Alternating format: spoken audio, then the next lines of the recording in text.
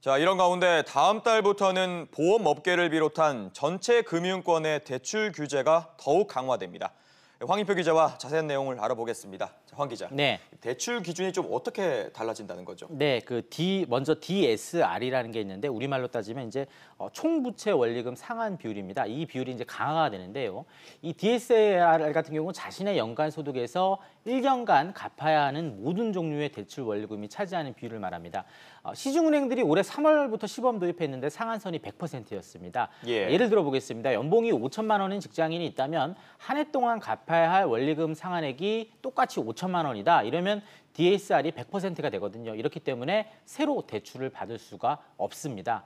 DSR의 기준이 되는 대출인 주택담보대출은 물론 마이너스 통장과 신용대출, 전세자금대출, 자동차 할부금 등 모든 가계대출이 이제 포함됩니다.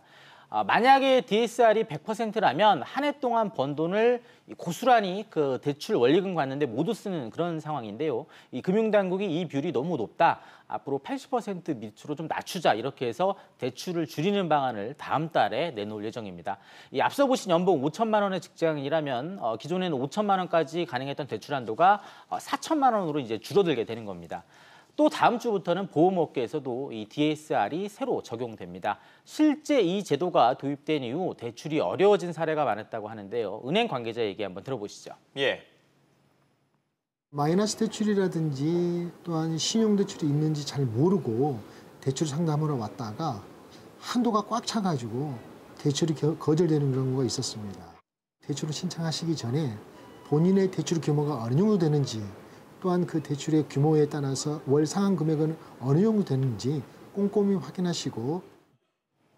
네, 거기에다가 임대사업자의 돈줄도 잰다 이런 내용도 있던데 이건 어떤 내용이에요? 네, RTI 강화 방안이 나오는데요. 이 RTI라는 것은 임대업 이자 상환 비율로 임대사업자의 연간 임대소득을 임대사업자가 내야 하는 이자 비용으로 나눈 지표입니다. 이 지표가 일정 비율 이상을 넘어야 추가 대출이 가능한데요. 이 아파트 등 주택 같은 경우에는 연간 임대소득의 1.25배, 이 상가 오피스텔 등 비주택은 1.5배를 넘어야 대출이 가능합니다.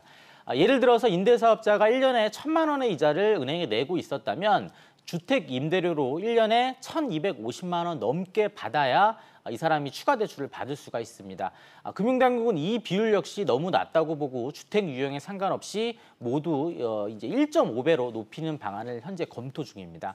하지만 RTI 규제를 강화하게 되면 임대사업자들이 세입자에게 월세를 올려받아 추가 대출을 받을 가능성이 있기 때문에 실제 RTI가 올라갈지는 아직은 미지수인 그런 상황입니다. 네, 전반적으로 가계대출을 축소시키려는 분위기인데 이 부동산 시장에는 어떤 영향을 좀 미칠까요? 아무래도 가계대출을 조여서 이제 부동산에 흘러들어가는 자금을 좀 막겠다 그런 뜻이거든요.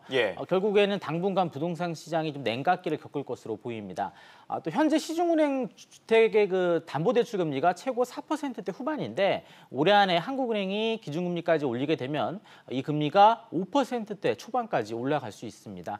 앞서 보신 여러 가지 상황 때문에 이 전반적으로 투자 목적의 부동산 거래는 좀 줄어들고 당분간 좀 지켜보자 이런 심리가 확산될 것으로 보입니다. 네, 알겠습니다. 황 기자 이야기 잘 들었습니다.